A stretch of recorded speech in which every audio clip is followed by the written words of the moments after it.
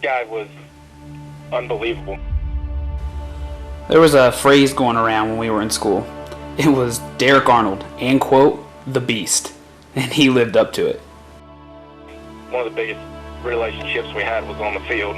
And, you know, watching him play and just learning a lot from him and being able to play right beside him, man, it was pretty special. It was a good way to learn a lot. Like I said, we were in 7th grade and he was already playing like he was well above his age group. I mean, he stood out in 7th grade like he was in high school playing on the varsity team. He was one of those guys that, you know, obviously everybody always looked up to. And it was like one of those things. You go to practice and it's some long two-a-days in the summertime, and, you know, everybody's gassed by the second practice, and Derek was always the one who was, you know, trying to rally everybody up and get them back into the momentum to come back on the second practice on say a Friday, you know, 95 degrees outside. He was a physical specimen. I mean, he had it all. Strong, fast, instinctive. It was amazing to just sit back and watch what he could do when the ball was in his hands. There was a lot of times when, you know, people didn't want to be on one of the harder coaches' teams whenever we were doing our drills out in the field, and Derek would always pick the hardest coach, man, because that's just the way he was. He was dedicated, man. I mean, he never slacked off, and, you know, everybody, myself included, but even, like, you know, as we got older, some of the younger guys just saw that, and that was the momentum that he carried into his football game. I mean, the guy gave it 110% every single day, every single time, man. He was a no BS kind of guy. He was always there for it. When everybody else was tired, gassed, Derek just, even in the off season, man, he was tried and true. He was dedicated to the sport and dedicated to making himself better, and it obviously showed on and off the field.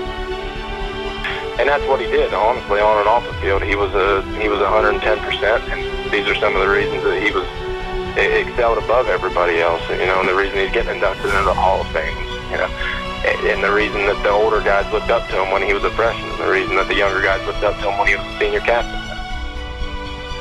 You know, he was someone who didn't care about his touches.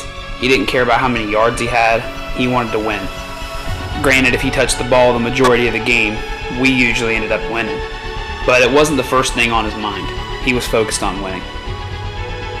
So he was just, I mean, he was one of those guys that just showed up every day and was ready to give 100%. His senior year was really amazing. It was really cool to see because his class had only 5 seniors. We had only 2 returning offensive linemen, and we started about 5 sophomores on offense and some unproven juniors. Teams knew what was coming almost every play, and they'd stack the box, and Derek still made them pay. 3rd and 15. All right, Boston, what are we going to do? All right, run the 14 wedge. That was always his go-to on 3rd down. And it's like, you put that much trust in your tailback on 3rd and 15 to run the power I-14 wedge. That's pretty impressive.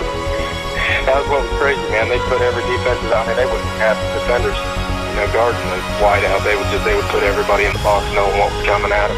I remember his senior night, we played Vinton County, and we were lined up from about the 40-yard line in a double tight power I formation. 10 guys in the box with a safety creeping down, so basically 11.